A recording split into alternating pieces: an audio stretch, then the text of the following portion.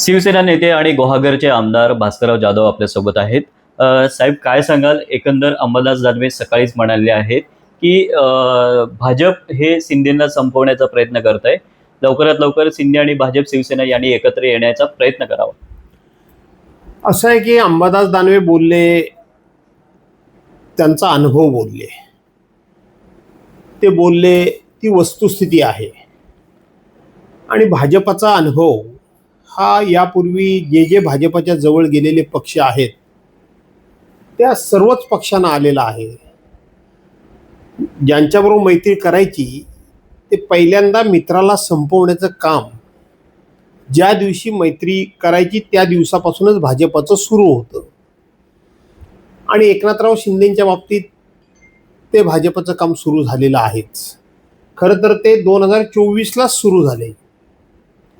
2024च्या निवडणुकीमध्ये पुन्हा एकनाथराव शिंदेना आम्ही मुख्यमंत्री करू असं सांगणारा भाजपा ज्या पद्धतीनं शिवसेना, हिंदू हृदय सम्राट शिवसेना प्रमुख मान्य बाळासाहेब ठाकरे यांची जी शिवसेना माननीय उद्धवसाहेब चालवतात त्या शिवसेनेला बरोबर घेऊन ज्या पद्धतीनं भाजपानं शिवसेनेचं खच्चीकरण केलं त्याच पद्धतीनं एकनाथ शिंदेच्या पक्षाचं सुद्धा निवडणुकीमध्ये भाजपानं खच्चीकरण केलं.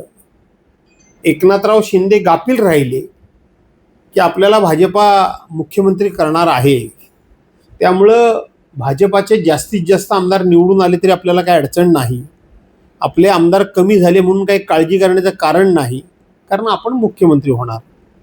पण जसे भाजपाचे सगळ्यात जास्त आमदार निवडून आले तसं एकनाथ शिंदेना मुख्यमंत्रीपद तर सोडा, परंतु ते उपमुख्यमंत्रीपद घ्यायला तयार नव्हते. ते त्यांना जबरदस्तीनं घ्यायला लावलं. हे चित्र आपण सर्वांनी बघितलं. त्यानंतरची झालेली प्रत्येक निवडणूक, या निवडणुकीचा सगळा इतिहास जर कालच्या विधान परिषदेच्या निवडणुकीपर्यंत तुम्ही बघितलात तर भाजपानं आता एक कलमी कार्यक्रम महाराष्ट्रामध्ये सुरू केलेला आहे, तो म्हणजे एकनाथ शिंदेचं खच्चीकरण करणं. कालच्या विधान परिषदेच्या 17 जागांपैकी मूळ भाजपाच्या 7च जागा होत्या, ते 12वर हटून बसले. शिवसेनेच्या मूळ 6 जागा होत्या, तिथे रडत कडत 4 जागा देण्यात आल्या शिवसेनेला. राष्ट्रवादी काँग्रेसच्या 4 जागा होत्या, त्यांना रडत कडत 2 देण्यात आल्या. म्हणजे स्वतः वाढण्याकरता, स्वतः मोठं होण्याकरता आपल्याच मित्रांना आपल्या पायाखाली घ्यायचं आणि आपली उंची वाढवायची, ही भाजपाची जुनीच कार्यपद्धती आहे. विश्वासघात हा त्यांच्या 5वीला पुजलेला आहे.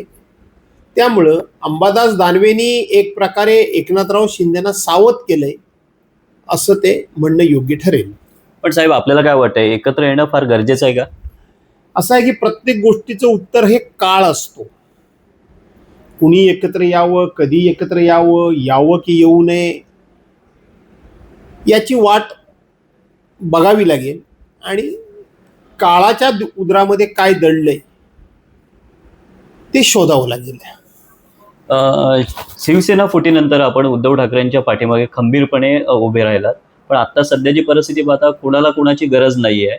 अशा परिस्थितीमध्ये विधानसभेची निवडणूक आता कसं काय तुम्ही जाणार सामोरं? असं आहे की विधानसभेच्या निवडणुकांना अजून 3-3.25 वर्षे शिल्लक आहेत. 3-3.25 वर्षामध्ये राज्यामध्ये, देशामध्ये काय काय घडामोडी घडतायत हे पाहावं लागेल. परंतु एक घडामोड निश्चित झालेली आहे, ती म्हणजे देशाचे पंतप्रधान माननीय नरेंद्र मोदी साहेबांची लोकप्रियता ही झपाट्यानं कमी व्हायला लागलेली आहे. झपाट्यानं जशी लोकप्रियता कमी होते तशाच पद्धतीने विश्वासार्हतेबद्दल सुद्धा या ठिकाणी प्रश्नचिन्ह उभं केलं जात आहे. त्यामुळं 3 वर्षानंतर काय घडेल हे आता हा भाकीत वर्तवणं कठीण आहे. काल रत्नागिरीमध्ये उदय सामंत असे म्हटले आहेत की विरोधक अणुऊर्जा प्रकल्पावरनं तोंडसूक घेतात किंवा टीका करतायत, पण अणुऊर्जा प्रकल्पाचं नोटिफिकेशन आलेलं नाही किंवा भूसंपादन झालेलं नाही आहे आणि अशा परिस्थितीत टीका होत आहे. असं आहे की कुठल्या प्रकल्पाचं नोटिफिकेशन निघालं की नाही निघालं यापेक्षा हे प्रकल्प येत आहेत म्हणून कुणी जाहीर केले? विरोधी पक्षाने केले का ते ज्या सरकारमध्ये आहेत त्या सरकारच्या मुख्यमंत्र्यांनी जाहीर केले?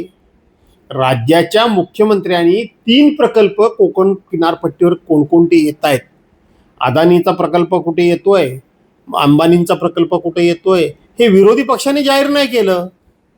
हे जाहीर केलं राज्याच्या मुख्यमंत्र्यांनी. आणि त्या मंत्रिमंडळामध्ये असलेले मंत्री जर अशा प्रकारचं वक्तव्य करत असतील तर त्यांना कदाचित वाटत असेल की जनता ही पूर्णपणे अज्ञानी आहे, परंतु त्याच्यामध्ये त्यांचं ज्ञान दिसून येतं, एवढंच मी सांगतो. एक शेवटचा प्रश्न आहे. सध्याची परिस्थिती आपण बघितली, कोकण विधान परिषद महेंद्र दळवींनी जे आपली ताकद दाखवलेली आहे, कन्येला पुढे केलेला आहे, अपक्षाचा फॉर्म भरलेला आहे, शिवसेनेचं प्राबल्य जास्त आहे कोकणावरती, अशा परिस्थितीत सुद्धा त्यांना अपक्ष फॉर्म भरावा लागतो.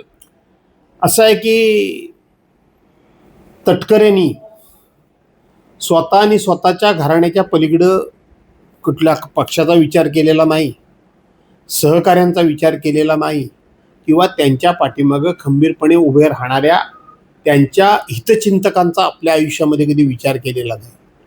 त्यांनी त्यांचा आणि त्यांच्या कुटुंबाच्या पलीकडं त्यांनी कधी विचार केलेला नाही.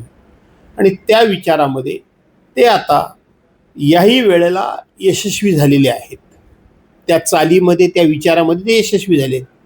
आता त्याच्यामध्ये महेंद्र दळवींनी उमेदवारी अर्ज भरला आहे, तो उमेदवारी अर्ज ते ठेवणार की मागे घेणार याची 4 तारखेपर्यंत वाट बघावी लागेल. रवींद्र कुकाटे, झी मीडिया, रत्नागिरी.